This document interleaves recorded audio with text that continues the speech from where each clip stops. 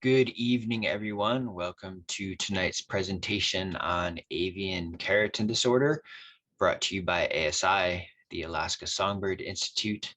My name is Dan Rislow. I am on the board of directors for ASI. And in case you haven't heard of us, we are a small nonprofit based out of Fairbanks with the mission to conserve the birds of Alaska's boreal forest through education and outreach. We run a number of programs, including the Kramersfield Migration Station, where we have been banding birds in the spring and fall each year since 1992. So not only is Kramersfield the longest running banding station in Alaska, it is currently the only active banding station in Alaska. So Kramersfield is providing very useful information about the timing of bird migration and how that is changing with climate change, but it is also introducing people to science and birds when they visit the station each year. So that includes hundreds of school groups. So that's thousands of kids each year. I am the parent of an elementary school student in Fairbanks, so I've seen firsthand how visits to the station really light kids up and when they see birds in hand and get them interested in looking at birds, which is a really great thing. Like you, ASI has been impacted by the ongoing pandemic. Fortunately, we were able to get school groups to the banding station this past fall, just at lower numbers. Unfortunately, we have not been able to hold in-person fundraising events to promote membership or membership renewals. So that's one great thing about having us all together here this evening is to encourage you to join ASI or to renew if you're not, if you are already a member. There are a number of other things going on now that can help ASI, and that includes an online auction that has ASI mugs to support our Young Scientist funds, and also an auction of some original artwork by Ron Popish, Linda Weiss, and even a Dan Kennedy original painting of ravens and wolves. The link to that auction is in the chat of Zoom. You'll see it on the right-hand side. There's also a link there for the membership page for ASI, so please do consider joining ASI. And if you are already a member and haven't renewed this year, please consider renewing. There is no minimum donation required to become a member, so please do consider joining. So without further delay, it is my pleasure to introduce our speaker tonight. Danielle Garrick is a biologist with the Alaska Science Center of the U.S. Geological Survey in Anchorage. Danielle is no stranger to Fairbanks. She did her graduate research at UAF, where she studied the diet of shorebirds at Utqiagvik. I had the opportunity to work with Danielle in the field a number of years ago in Western Alaska, and I can attest that she is an excellent biologist and also very good at repairing swamped outboard motors on boats. We had been working one day at a study plot that was far from our field camp that we had to boat to. And while we were on the plot, the wind direction changed and the tide came up. And when we got back to the boat, the outboard was completely submerged. And that part of it was my fault, but fortunately for the fast action and thinking of Danielle, we were able to get that motor running again and get back to camp with the data safely in hand. Despite that mishap, Danielle still accepted the invitation to share her research with us tonight, so we are grateful for that. So without further ado, I will hand things over to Danielle.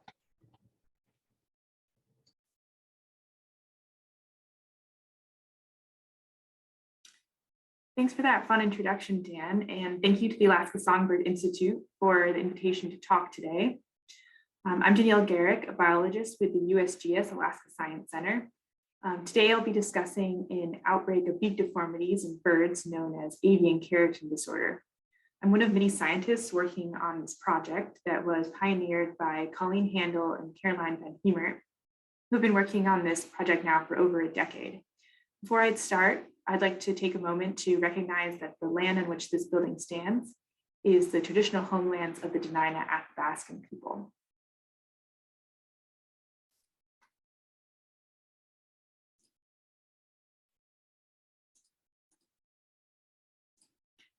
I'd like to start off by playing a couple of short clips.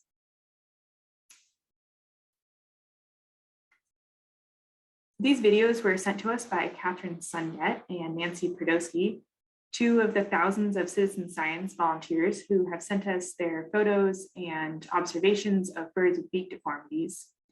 The photo on the upper center of the slide is a Blackcup chickadee that has a normal beak, and both these videos show birds that have bill deformities. And I'd like to start the video on the left over again. So if you notice, this bird is doing something that's kind of interesting. It's actually turning its bill sideways to pick up the seed. And this is an example of one of the many ways that birds with beak deformities are kind of forced to adapt their behavior to deal with having an overgrown bill. And obviously this creates many challenges for these birds. Likely, many of you in the audience have seen similarly deformed birds and have sent us your observations and photos, so thank you for doing so. This work relies heavily on the participation of the public in documenting the occurrence of such birds, and I'll go over the fruits of that effort in this talk today. You can see that there's a pretty even distribution of reports from across the town. Pretty much anywhere where there's people, we receive reports of beak deformities.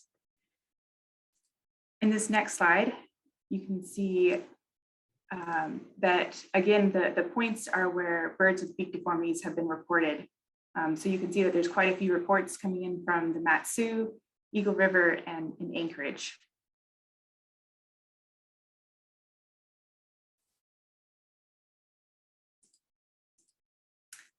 So avian keratin disorder is an outbreak of debilitating beak deformities in wild birds. And the term AKD was coined to describe evidence of keratin abnormality in affected individuals. So in essence, these birds' beaks are overgrowing. And I'll go into more detail about that in a moment. AKD was first described in Blackcup chickadees in Alaska in the late 1990s. Some of the first reports were in Anchorage and Big Lake. The first report in Fairbanks was in 1999. So following these initial observations, similarly overgrown beaks appeared in other mostly resident bird species in the area. Beak deformities are generally pretty rare in wild birds, so it was a red flag when multiple birds began being reported with beak deformities, and sometimes even multiple birds visiting the same feeder. I remember the first time that I saw a bird with a beak deformity. I was in high school and I was out walking around on the coastal refuge in Anchorage. And I had just kind of left the trees and was transitioning to the mud flats. So it was kind of in the shrubby area. And I looked over and saw a chickadee on a branch that was kind of at head height. And I could see it had this overgrown bill. And I had never heard of AKD at that point. And so this was memorable and shocking to me because I didn't know what was going on. And like myself, there are many that have a similar story, and it often motivates people to find out more about what's going on in their backyards and to see if there's anything they can do to help.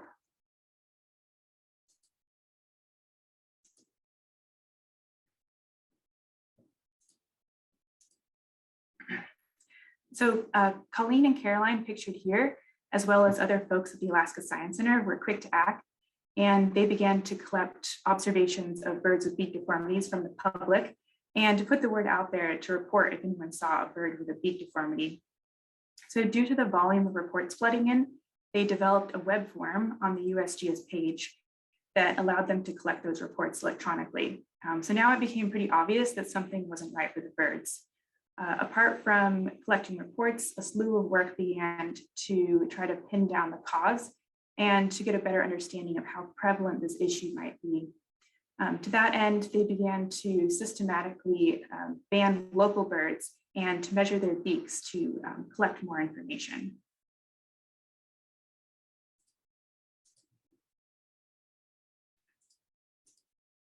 So one of the ways they did this was by catching birds using hanging traps and mist nets. And on the left, you can see an example of one of the hanging traps. And this was baited using sunflower seeds and peanut butter, which the chickadees and nuthatches can't resist. And those traps were hoisted up into the tree above the ground, so a little bit safer.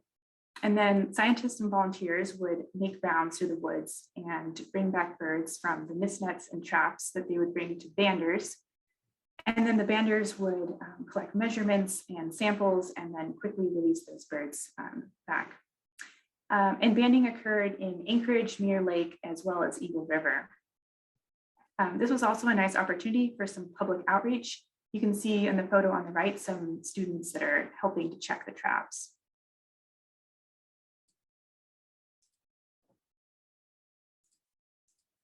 A lot of what we know about AKD, we learn from Blackcup chickadees. So all the chickadees that are pictured here have AKD.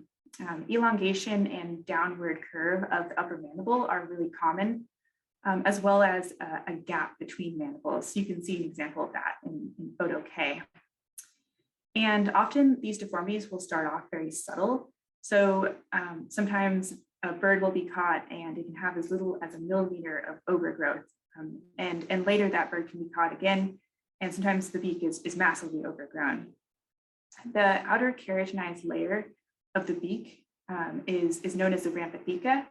And just like our fingernails, it's made of keratin, just a different kind of keratin. And like our fingernails, the beak is constantly growing and can be worn down. And the outer material is dead. So you can see in this radiograph image here,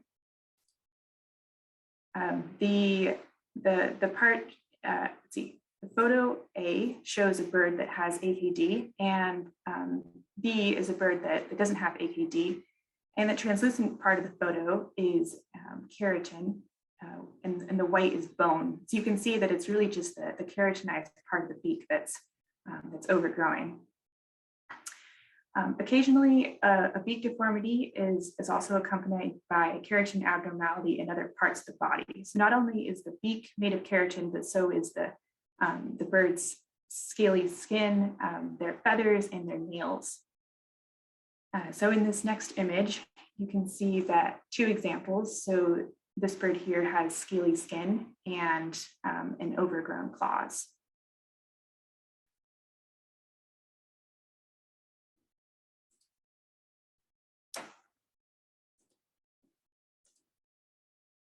Like all birds, chickadee bills grow naturally, albeit very slowly. Chickadee bills will seasonally grow slightly faster, especially in the spring when they're excavating their nest cavities. So now for a side story. I was walking through the woods last summer at Connors Lake in Anchorage, and I heard this scratching sound near me. So I stopped and I looked around and I saw a chickadee jump out of a hole in the tree, and it flew off with a tiny wood chip in its bill. So then I watched for the next few minutes, and the chickadee went in and out of its hole and ferried off more wood chips. So as you can probably guess, excavating a nest cavity creates some wear on the bill, and hence the need to grow.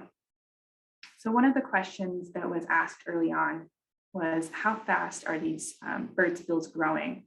So Caroline carried out this captive study where she measured birds' bills and compared those that had AKD with those that didn't have AKD. And she found that birds with AKD, their bills were growing 1.5 to 2 times faster. So chickadees that have AKD, their bills are growing far faster than they're getting worn down by activity.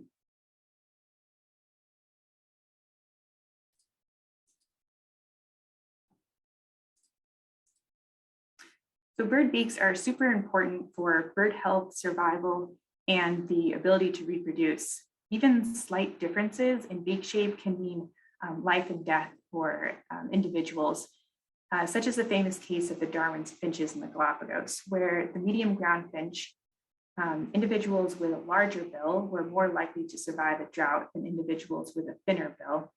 And that was because the thicker seed pods were more abundant after a drought. And so this is just one example of how even a subtle difference in the bill can have an impact on bird survival. Apart from being important for feeding, bird bills are also important for preening and for removing parasites. So individuals with a severely overgrown bill will often have poor plumage quality and more parasites. And so it becomes harder for these birds to carry out behaviors that are vital for survival. In the far north, such as Fairbanks, keeping up with the caloric needs to stay warm becomes increasingly important. Susan Sharba, as part of her doctoral research at UAF, discovered that in the winter, black-capped chickadees gain and then will burn 10% of their body fat each day to stay warm. And during the night, they'll actually wedge themselves individually into tiny crevices in the trees where they shiver to stay warm. Susan was one of the founding members of the Alaska Bird Observatory, which is the predecessor of the Alaska Songbird Institute.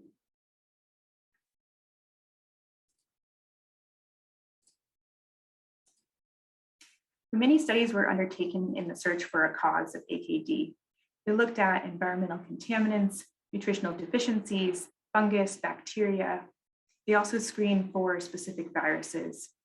One of the methods they used was to examine very thinly cut slices of the bill and other tissues, and they looked at them under an electron microscope.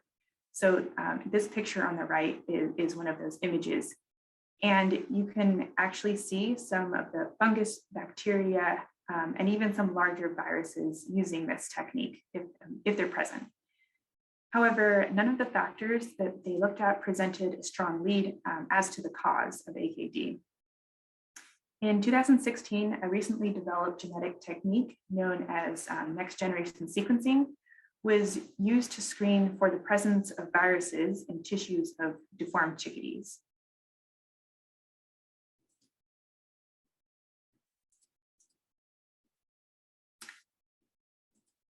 Maxine Zilberberg and others with the University of California, San Francisco discovered a novel virus that they named Poesivirus after the chickadee genus.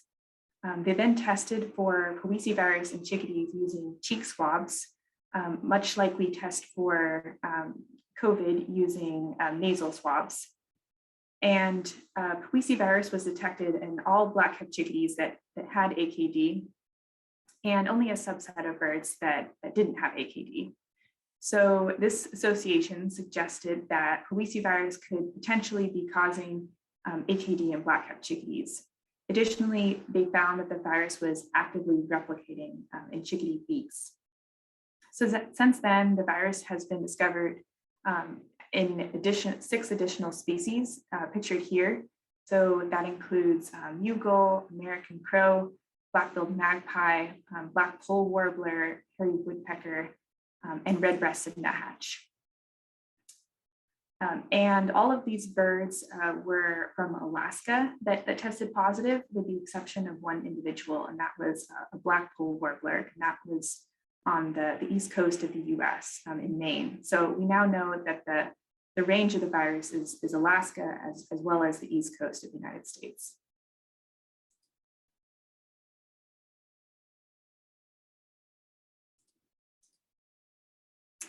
So what do we know about Poesivirus?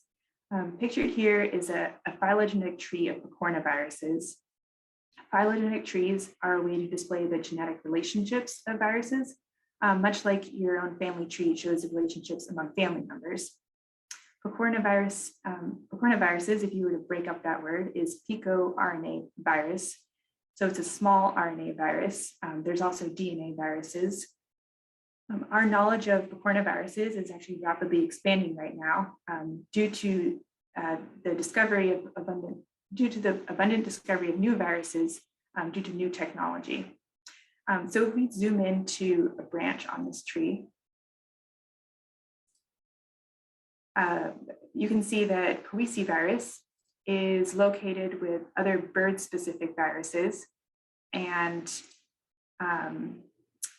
and so the relatives of Poesivirus infect both wild birds and domestic birds.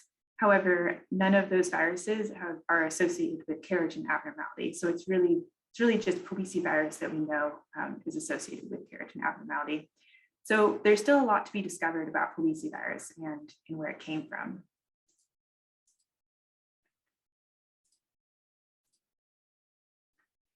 So now that I've taken some time to fill you in on the background of AKD, I'd like to talk about some current work that we've been doing. Since the first published reports of AKD, an increasing number of similar beak deformities have been reported sporadically from across the globe. Similar beak deformities were reported in new areas in the United Kingdom and Ireland, Patagonia, and Southeast Asia. And this prompted us to take a closer look. So we began collaborating with other scientists who were reporting, observing and catching birds with beak deformities at their study sites. And I'll talk more about this in a moment. Our focus was to find out how prevalent avian keratin disorder was as a global disease in birds, and to find out which species and groups of birds may be most vulnerable and affected. And such information will help us to identify research and conservation actions required to evaluate and mitigate impacts on wild birds.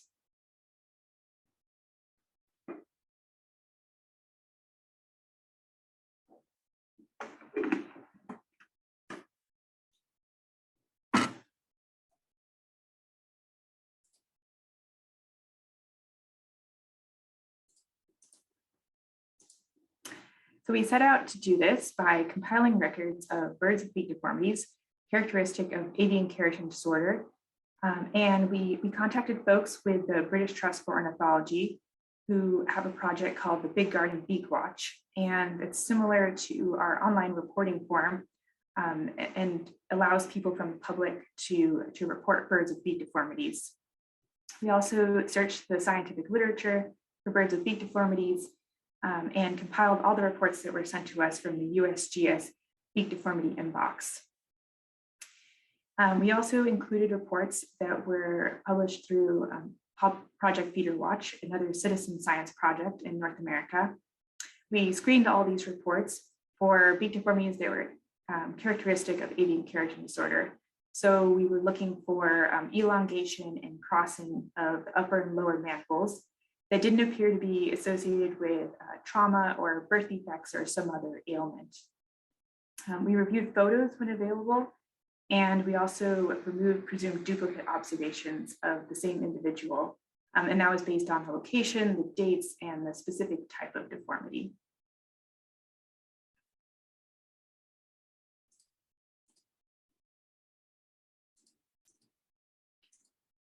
So this map shows the locations where beak deformities were reported from across the globe. There were over 8,000 individuals reported worldwide from 1946 to 2020. And the colors on the map indicate the source of the report. So in light blue are reports that were sent to us through the USGS Beak Deformity Inbox. In orange are reports from the Big Garden Beak Watch. In red are the locations of bird monitoring studies. And reports in green are from the scientific literature. And then the dark red points are reports from Project Feeder Watch. And by far, Alaska had the most reports with over 4,000 individuals reported. In the lower 48s, there were over 2,000 individuals reported. Another significant cluster was in the UK and Ireland with over 1,000 reports. We also saw smaller clusters in South America and in India with 131 and 42 reports.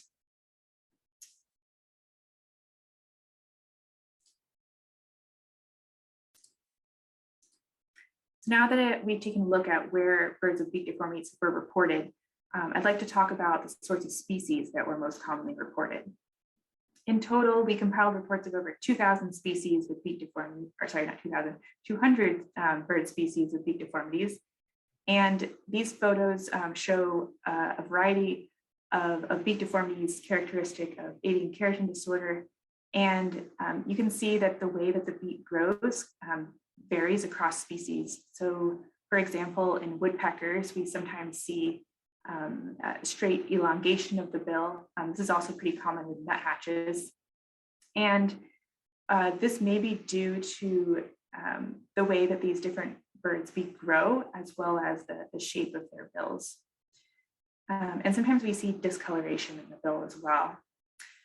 To provide an overview of the makeup of species reported, I'll next go through the global distribution and counts of a few of the most commonly reported bird families. I'll also discuss a few of the monitoring studies of species that are affected by beak deformities.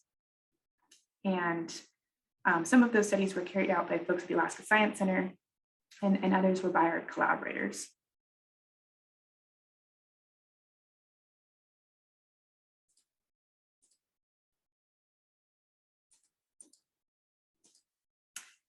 So on this map is the global distribution of reports of members of the Chickadee family. And there's actually 10 different species represented here. Chickadees made up the majority of reports, both in North America and in the UK and Ireland. So there were over 4,000 individuals reported worldwide. And most commonly reported in North America were black-capped chickadees, and other species that were reported were boreal chickadees. The first boreal chickadee with a beak deformity was actually reported from Fairbanks. There's also Carolina chickadees reported. In the UK and Ireland, most of these reports are blue tits and great tits. And when I was going through these descriptions in both North America and the UK and Ireland, I was kind of amazed by how similar both the descriptions were of black-capped chickadees and blue tits. Not only the description, but also the behaviors that they were describing in these birds too.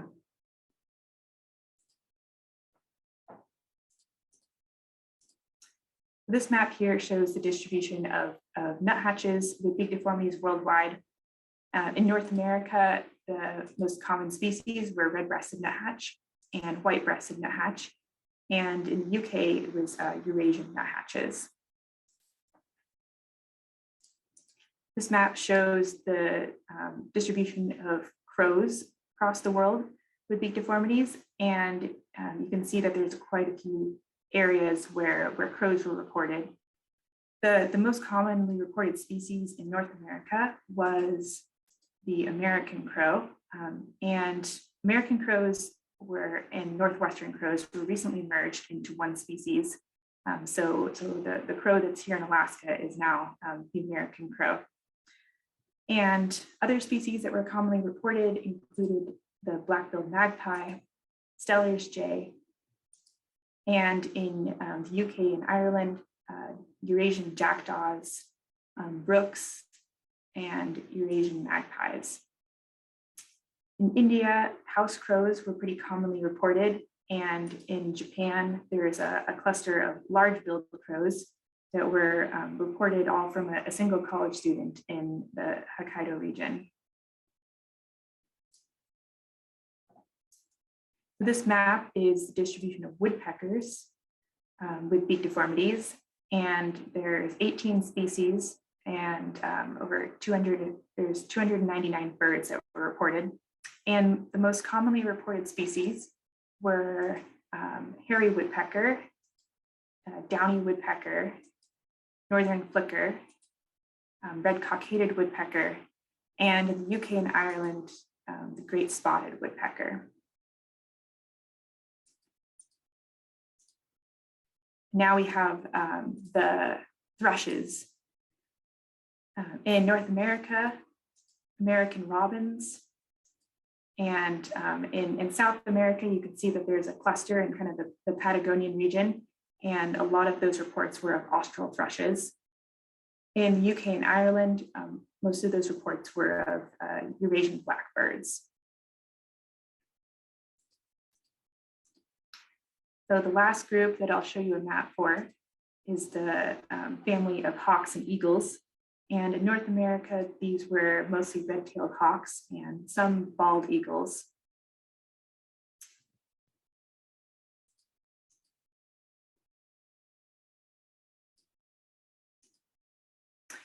So in collaboration with other researchers, we collected information on monitored species of birds affected by beak deformities, and the locations where these studies took place are indicated by the red stars on the map. So from north to south, there were studies of Blackcup chickadees and American crows banded in Alaska, Redtailed Hawks banded in Washington State, Red-Cockaded Woodpeckers in North Carolina, and Austral Thrushes in the Patagonian region of South America. And I'll go through these species one by one and discuss the monitoring efforts that were undertaken to document beak deformities in these species.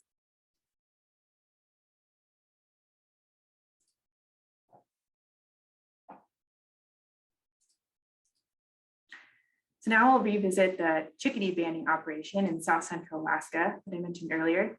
And this photo shows Lisa and Rachel banding chickadees. This study revealed that on average, 6.5% of chickadees in South Central Alaska had AKD. And there was about 2,000 individuals captured, so a pretty large sample size.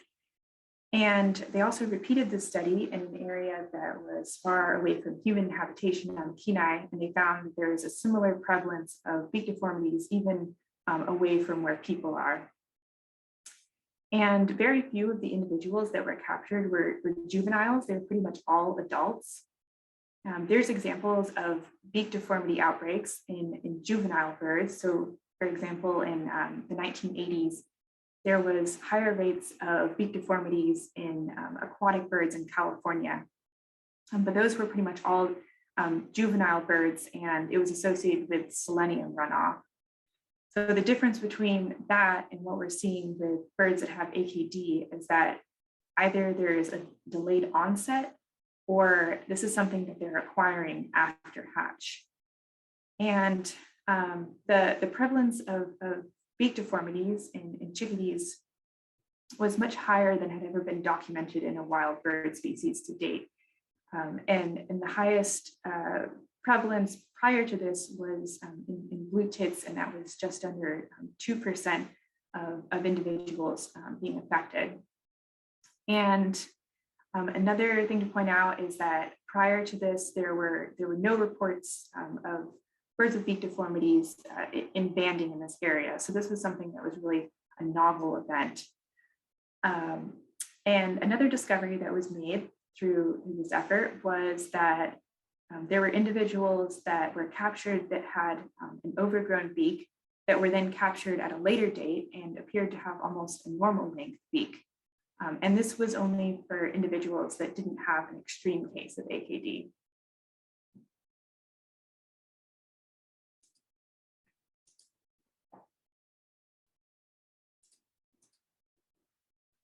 So red-breasted nuthatches are another really commonly observed species with the beak deformity. This video was sent to us by Bruce Merrill, and he pointed out to me in an email that you can actually see this nuthatch is getting a seed out of the feeder. I'll play it again in case you missed it. So this is pretty impressive that this nuthatch is able to do that with such an overgrown beak. And you can contrast this bird's beak to the photo on the right, which is a normal red-breasted nuthatch without an overgrown beak. And so when they captured red-breasted nuthatches during banding, they found that 1% of individuals had AKD. So a lower percentage than what they were seeing in Blackcup chickadees.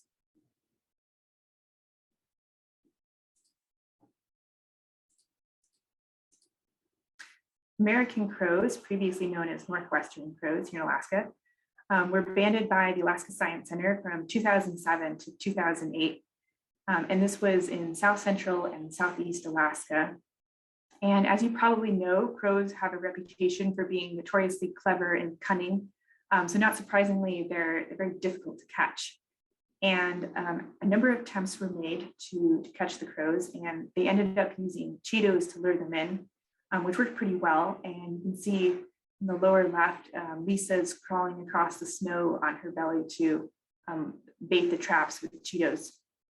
So this was pretty successful, and they caught 186 crows And of those, 17% of the birds were affected by AKD. So an even higher prevalence than what they saw in Blackcup chickadees. And just last week, my partner was in Seward and he sent this photo of a crow that was perched on his ear, and it has just a slight beak deformity.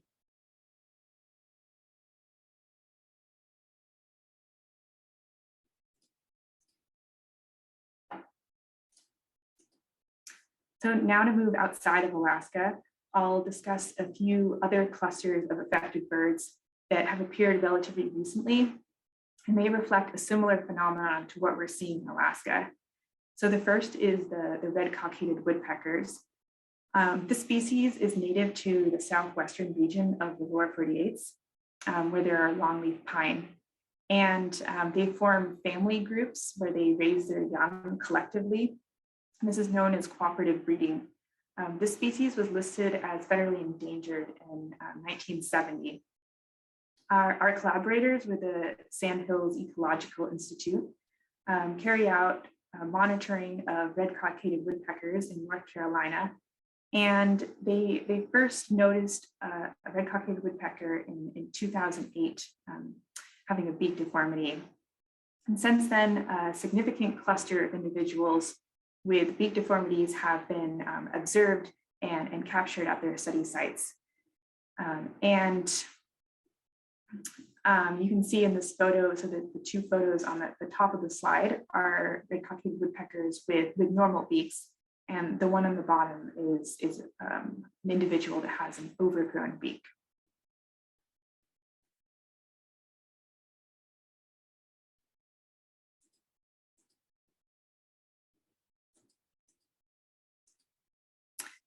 So folks in the Patagonian region of South America began reporting Austral thrushes and other species with beak deformities beginning in 2008. Austral thrush is the southernmost thrush species, and they're banded by our collaborators with the Skell Mountain and Patagonian Steppe Institute beginning in 2016. And they began capturing Austral thrushes with beak deformities, and they found that 31% of the birds, Austral thrushes they captured, had beak deformities. And all were adults with the exception of two juveniles. So the bird on the left in this photo has a normal sized beak, and you can compare that to the bird on the right that has an overgrown beak.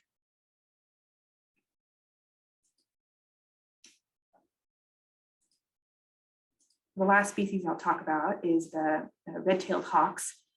And the Falcon Research Group began observing Redtailed Hawks with deformed beaks back in 1996. And they've been documenting birds with beak deformities during routine banding. Redtailed hawks are a migratory species. They range from Alaska to Central America. And beak deformities in red-tailed hawks take on a variety of forms, and that's illustrated nicely by John Schmidt in this slide here.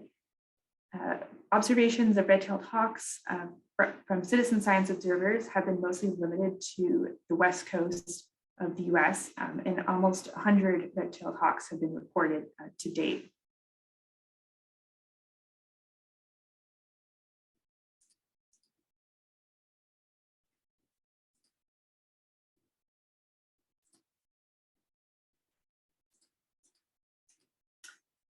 So this compilation of reports constitutes the largest collection of beak deformities in wild birds ever recorded. We're seeing very similar beak deformities and a similar assortment of birds across a large geographic area. And there are also additional clusters of affected birds that appear in relatively recently and may reflect a similar phenomenon as to what's going on in Alaska with Blackcup chickadees. So that includes the red-cockaded woodpecker, the red-tailed hawks, Austral thrush. And it's unclear whether these beak deformities are linked by a common factor. However, now that we know that Powisi virus has been identified as a possible cause of AKD, it's now possible to determine whether the virus is responsible for similar deformities across different bird species and potentially across continents.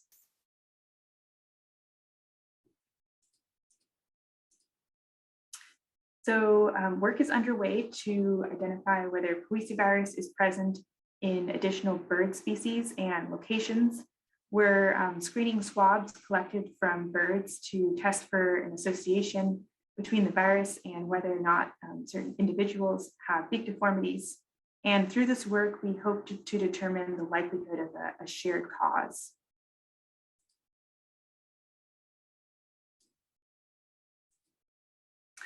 So reports of birds with beak deformities from the public have been exceptionally valuable for documenting where, when, and which types of birds are experiencing beak deformities. And we're still collecting those reports. So if you observe a bird with a beak deformity, please send us your observation. You can use the QR code on the slide to access the web form. We're also interested in screening additional bird species for virus. So please contact us if you come across a deceased individual that has a beak deformity. Finally, decades of study have gone into this investigation. This work is a compilation of effort by numerous scientists, organizations, and over 3,300 people who have diligently contributed their observations of birds with beak deformities from across the world.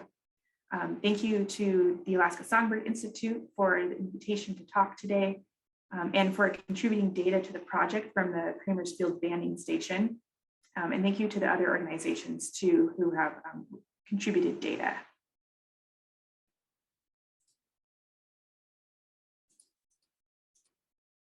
So thanks you all. Thanks for listening. And if you have any questions, comments, feedback, or ideas, I'd love to hear it. You can write those into the chat.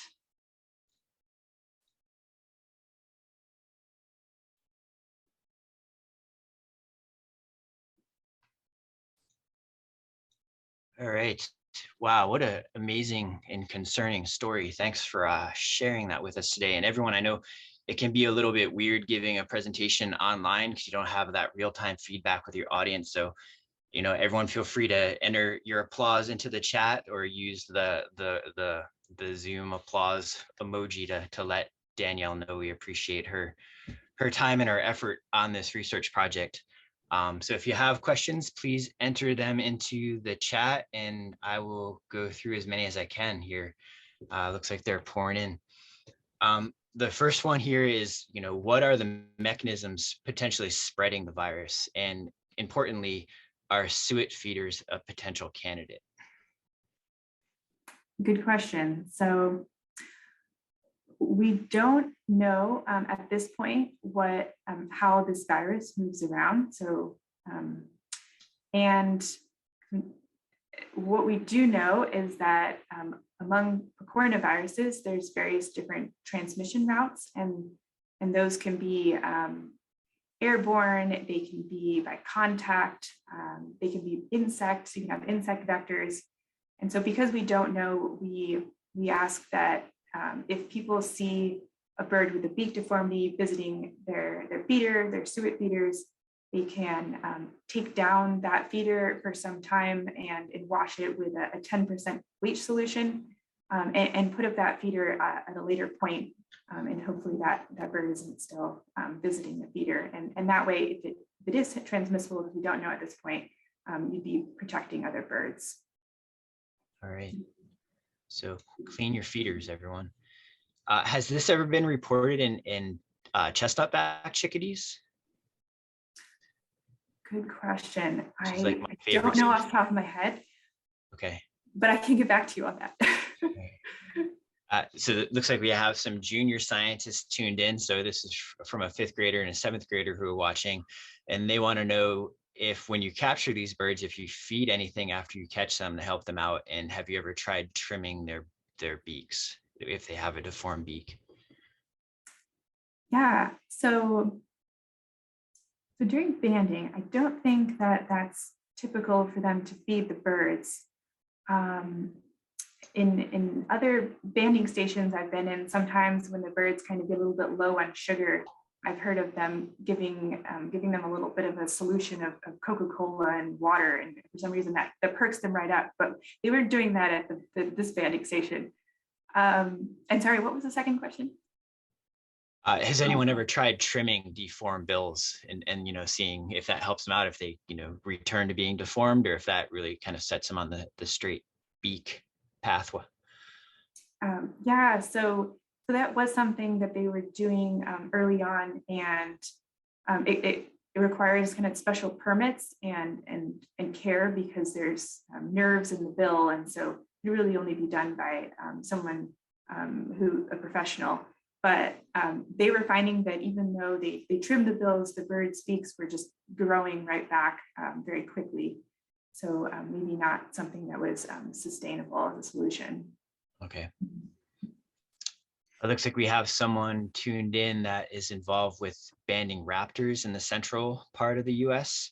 And they haven't personally seen this issue with the raptors that they've handled, but they're interested in, if they do see it at their banding station, is there a protocol for sampling the birds for the virus, or somewhere to send it to? And should they send you an email and get in touch with you on that? Oh, that would be great. Yeah. So when we hear about people that are observing birds with beak deformities that they're banding, we can send you protocols and sampling equipment. And so usually what we do is we have a buccal and quacal swab. So we're sampling just an easy swab that you can do during banding, and then put that in a solution and ship that to us. And that way we can screen all those samples for policivirus. So yeah, please let us know if you are seeing that at your banding station. But that's good to hear that you're not. We don't want beak deformities. So yeah, it'll be interesting now that the virus has been identified, how broadly it's found now that people are looking. There's a request for you to go back one slide so that people can scan that QR code. Oh, great. Yeah, I can do that.